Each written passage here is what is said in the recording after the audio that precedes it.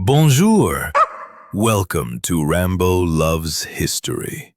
I am your favorite French bulldog that takes you through mind-blowing history with style. I've just come down from the Isle of Skye. I'm no very big and I'm awful shy. And the last What if I told you that a ragtag army of peasants wielding sharpened sticks defeated the most powerful military force in medieval Europe? That 7,000 farmers and fishermen crushed 20,000 knights in armor. As a French bulldog, I know something about being underestimated. But what happened at Bannockburn in 1314 wasn't just a shocking upset. It was the birth of an idea that would change the world forever. That a nation belongs to its people, not its kings. Welcome back to Rambo Loves History. Today we're diving into how Scotland forged its identity through centuries of relentless struggle against impossible odds. This isn't just another medieval battle story. This is about how a desperate fight for survival created the first modern nation-state, inspiring everyone from the American founding fathers to independence movements across the globe. The stakes, nothing less than the right of a people to determine their own destiny. Let's start with a crisis. By 1290, Scotland was teetering on the edge of oblivion. The child Queen Margaret, the Maid of Norway, died before ever setting foot in the kingdom she was supposed to rule. 14 nobles immediately stepped forward, each claiming the throne, each backed by armies ready to tear the country apart in civil war. The Scottish guardians faced an impossible choice: civil war or foreign intervention. They chose what seemed like the lesser evil. They invited Edward I of England to arbitrate the succession dispute. They might as well have invited a wolf to guard their sheep. Edward, called Longshanks for his imposing height, had already conquered Wales with brutal efficiency. He looked at Scotland's crisis and saw opportunity. After installing John Balliol as his puppet king, Edward systematically stripped Scotland of its sovereignty. He demanded Scottish nobles fight in his French wars. He treated the kingdom as his personal property. When the Scots finally rebelled in 1296, Edward's response was swift and merciless. He crushed Scottish forces at Dunbar, removed the Stone of Destiny from Scone, the ancient coronation stone of Scottish kings, and hauled it to Westminster as a trophy of conquest. Scotland, it seemed, was finished as an independent nation, but Edward had miscalculated catastrophically. Now here's where it gets interesting. In humiliating the Scots so thoroughly, Edward awakened something that no amount of military might could extinguish. From the ashes of defeat arose William Wallace, a minor noble whose tactical genius at Stirling Bridge in 1297 proved that English knights could be beaten. Wallace's victory was as much psychological as military. Scottish spearmen fighting on foot had destroyed English cavalry by luring them onto a narrow bridge and slaughtering them as they crossed. For the first time, ordinary Scots realized they could win. Edward eventually captured Wallace and executed him with barbaric cruelty,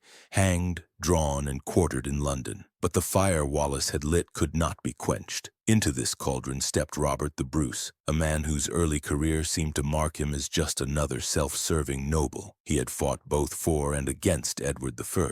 He had even murdered his rival John Comyn in a church, an act that brought excommunication and seemed to end any legitimate claim to leadership. Yet it was precisely Bruce's understanding of his own failings that made him the leader Scotland desperately needed. When he had himself crowned at Scone in 1306, he possessed neither army nor allies, only an iron determination to succeed where others had failed. Edward I, now old and ill, launched one final campaign to crush Scottish resistance, but death claimed him at Carlisle in 1307, within sight of the Scottish border he had crossed so many times. His son, Edward II, inherited his father's ambition but none of his military genius. This would prove decisive. For 7 years, Bruce waged a guerrilla war that systematically reclaimed Scotland castle by castle. He developed tactics that turned Scotland's rough terrain into an ally, using small, mobile forces to strike and vanish before the English could respond. By 1314, only Stirling Castle remained in English hands, and its governor had agreed to surrender if not relieved by midsummer. Edward II could not allow Stirling to fall. He assembled the largest English army to invade Scotland since the days of Rome, perhaps 20,000 men, including 2,000 heavy cavalry, the medieval equivalent of tanks. Bruce Bruce could muster perhaps 7,000, mostly spearmen with minimal cavalry. By every conventional measure, the Scots faced annihilation, but wait until you see what happens next. On June 23, 1314, the two armies met on carefully chosen ground near the Bannockburn. Bruce had spent weeks preparing the battlefield, digging concealed pits and choosing marshy terrain that would neutralize the English cavalry advantage. But his masterstroke was psychological. On the first day, Henry de Bohun, an English knight, spotted Bruce inspecting his troops and charged at full gallop. The Scottish king calmly waited, then at the last moment stood in his stirrups and split de Bohun's skull with his battle-axe in a single blow. The sight electrified the Scots and shook English confidence to its core. The main battle came on June 24th. Edward ordered his cavalry to charge, confident that armored knights would crush peasant spearmen. But the soft ground and Scottish schiltrons, dense formations of spearmen presenting a wall of pikes, turned the assault into a catastrophe. As English knights piled up in confusion, their horses unable to maneuver, Bruce unleashed his small cavalry reserve at the perfect moment. Then something extraordinary happened. Camp followers appeared on the horizon carrying makeshift banners. The English, believing massive Scottish reinforcements had arrived, broke and fled. The slaughter was terrible. Hundreds of English nobles drowned trying to cross the Bannockburn in full armor. Edward II himself barely escaped, leaving behind the royal seal and enough ransomable nobles to fund Scottish independence for years. But more than a military victory had been won. In those blood-soaked fields,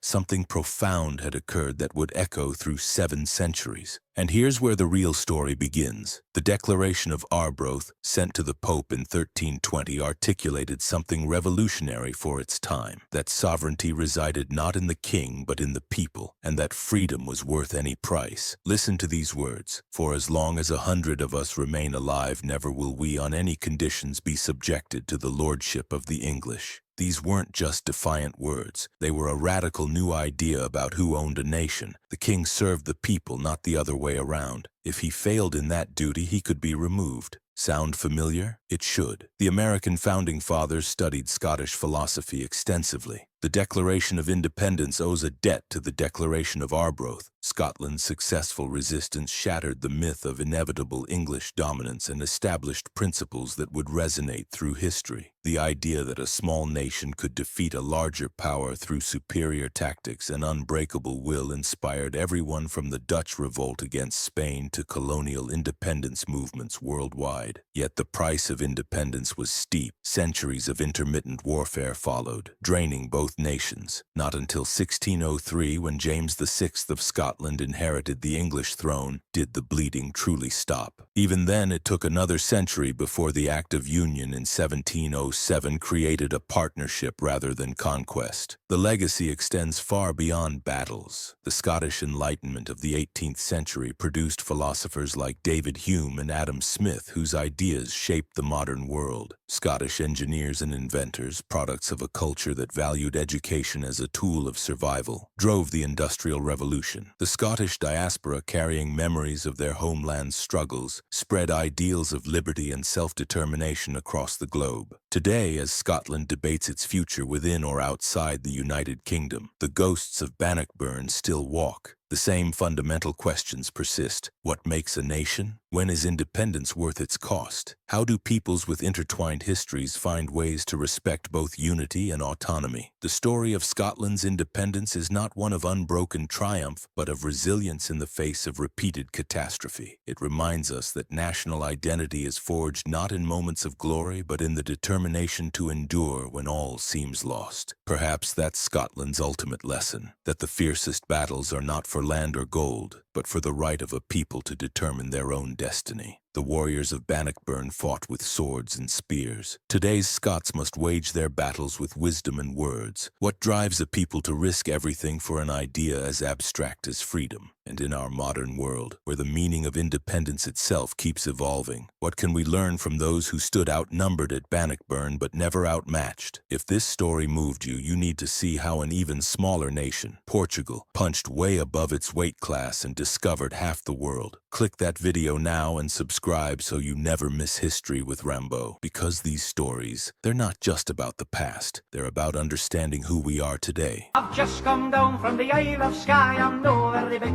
and I'm awful shy, and the last